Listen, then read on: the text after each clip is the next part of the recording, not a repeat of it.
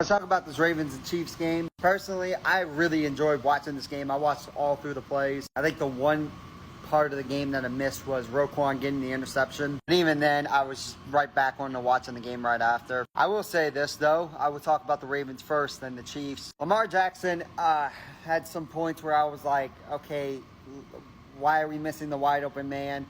Why are we not sitting in the pocket? And then the one time he sits in the pocket, he's getting like fully rushed. He also ran for a great amount of yards. I mean, 122 yards is not bad. 273 yards off 41 attempts isn't bad either. But that back of the end zone pass to Zay Flowers, I mean, that should have gone to his hand. It's a tough, like, off your foot, 1 foot throw to Zay in the back of the end zone, but you got to make that play. Seriously, that could have put you into overtime and maybe even won this game because the Ravens were considering on going for 2 if they would have scored in the last play. The one thing that annoyed me about this game was the Ravens play calling for the offensive side of the ball. I felt like they threw the ball way too much. Seriously, it was like first down, second down, and third down, all pass plays. No offense, but when you have a backfield of Lamar Jackson and Derrick Henry, why aren't you running the football? And I say that, and the one or few times that they decide to hand the ball to Derrick Henry, it's in single back formation. So every fucking linebacker in the box is noticing it, and they're going,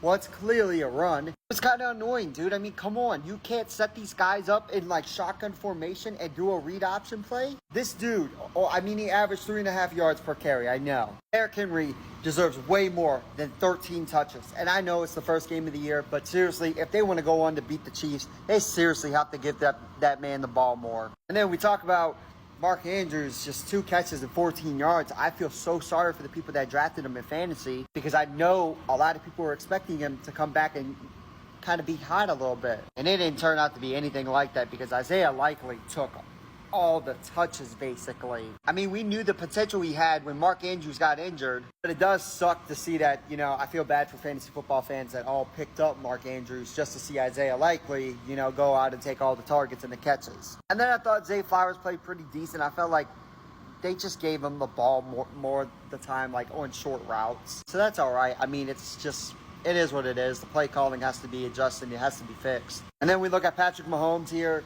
I mean, he played all right. I know he had that 1 interception to Roquan Smith. It was kind of like okay, my 1 interception. I got to get back and then get adjusted again. I mean, we got to see Pacheco. He ran in for a touchdown. Xavier Worthy had 2 touchdowns himself. And then Rashid Rice, I felt like there was just plays designed for him to catch the ball. It was for him. I was very happy to see him because if I made a video on who I don't like in fantasy football, Rashid Rice was going to be on the list. And I'm glad I didn't make it because, well, he clearly is worth the pick in fantasy. And then just to talk about Xavier Worthy real quick, I will say this. When they did that jet sweep to Xavier Worthy, he looked so much faster than what Tyreek Hill did when he runs that play. The speed is so insane from Xavier Worthy. I'm very surprised that this team even got their hands on him in the draft.